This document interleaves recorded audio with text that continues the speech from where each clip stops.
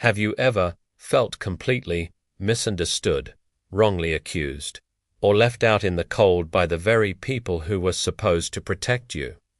It's a devastating feeling, one that can make you question everything. Today, we're diving into a powerful story from the Bible, the story of Judah and Tamar. It's a raw, complicated, and honestly, a pretty shocking tale. But within this drama, there's a profound message of hope that I believe can speak directly to our lives today, especially when we feel like we've been treated unfairly. So, let's set the scene. We're in the book of Genesis, and we meet Tamar. She's brought into the family of Judah, one of Jacob's 12 sons. Her life seems set. She marries Judah's eldest son, but tragedy strikes. The Bible tells us he was wicked in the sight of the Lord, and the Lord put him to death. According to the customs of that time, a practice called levirate, marriage, it was the duty of the next brother to marry the widow to continue the family line. So, Tamar is given to Judah's second son, Onan, but Onan is selfish. He goes through the motions of the marriage, but refuses to fulfill his duty to provide an heir for his deceased brother. His actions displease God, and he too dies. Now, imagine the situation from Judah's perspective. 2 sons, both married to the same woman, both dead. It's easy to see why he might start looking at Tamar with suspicion. Was she cursed? Was she somehow to blame? Fear and superstition can cloud anyone's judgment. So, Judah tells Tamar to go back to her father's house and wait until his third and youngest son, Shelah, grows up. He promises her, when he's old enough, he'll marry you. But this was a lie. In his heart, Judah had no intention of giving his last son to Tamar. He was afraid Shelah would die too. So, Tamar waits. And waits, and waits. She sees Shelah grow into a man, but the promise is never fulfilled. She has been cast aside, forgotten, her future stolen from her.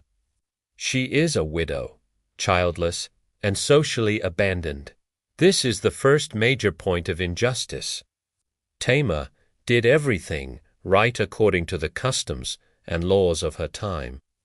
She was obedient, but she was rejected, not for anything she had done, but because of Judah's fear and his broken promise.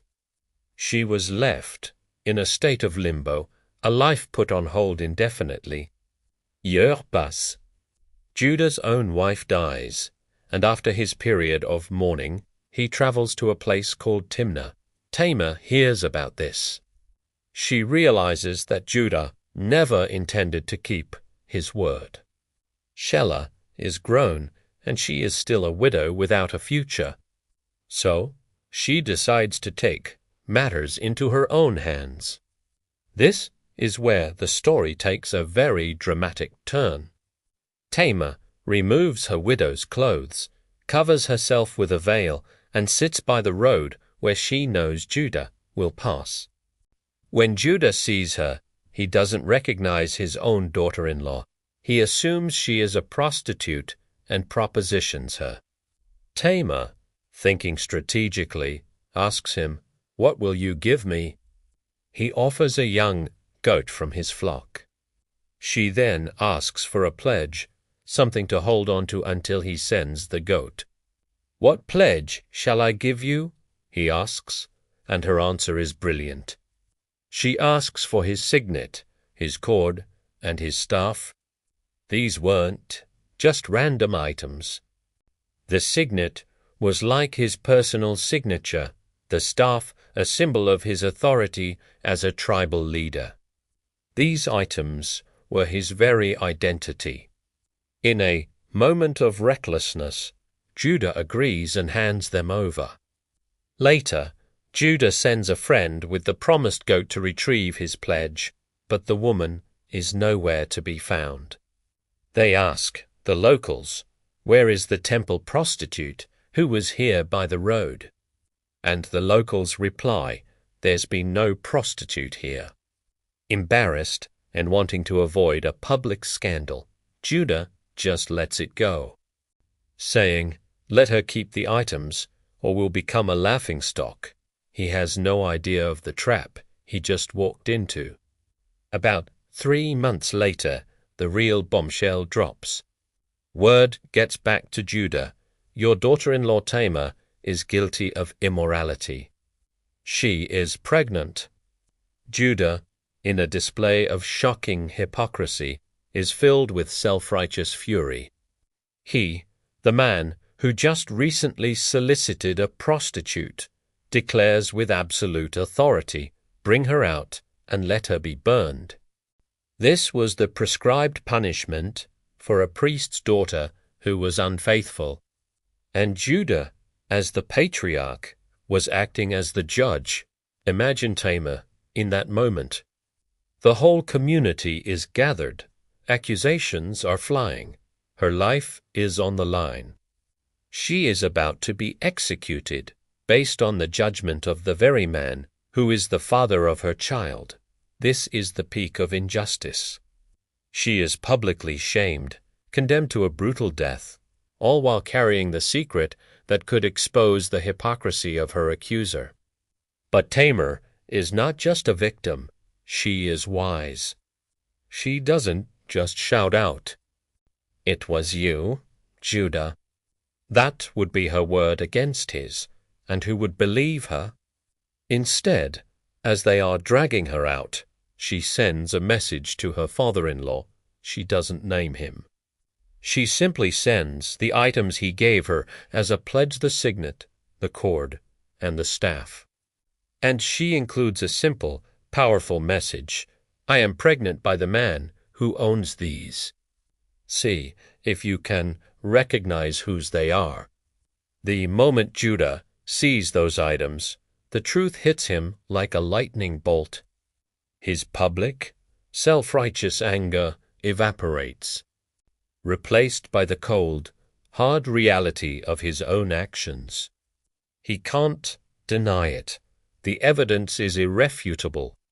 His identity, his authority, his very signature are there for all to see. In that moment of public humiliation, he has a choice.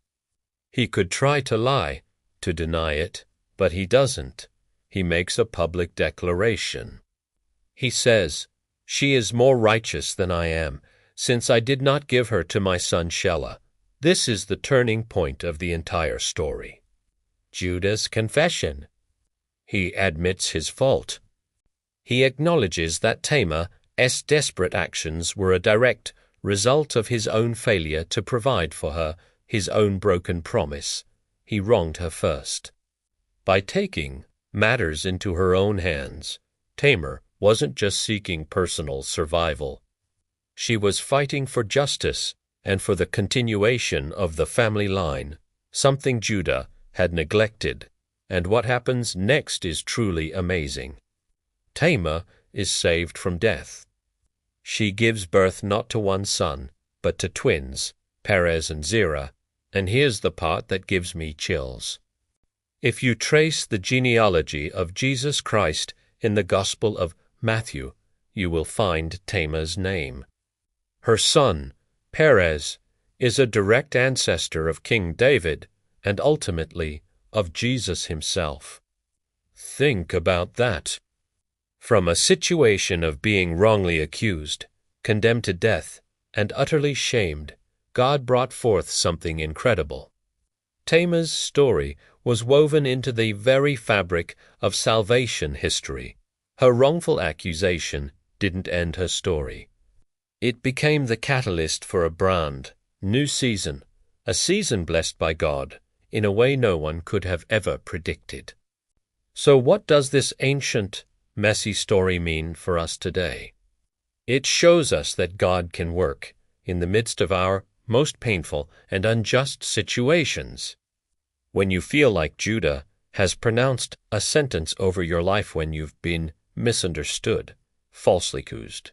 Orchestra Zede can feel like the end. You might be tempted to despair. But Tamar's story reminds us that this might just be the beginning of a new season with God. God sees your situation. He saw Tamar's desperation. He saw Judah's hypocrisy. And He is a God of justice and mercy.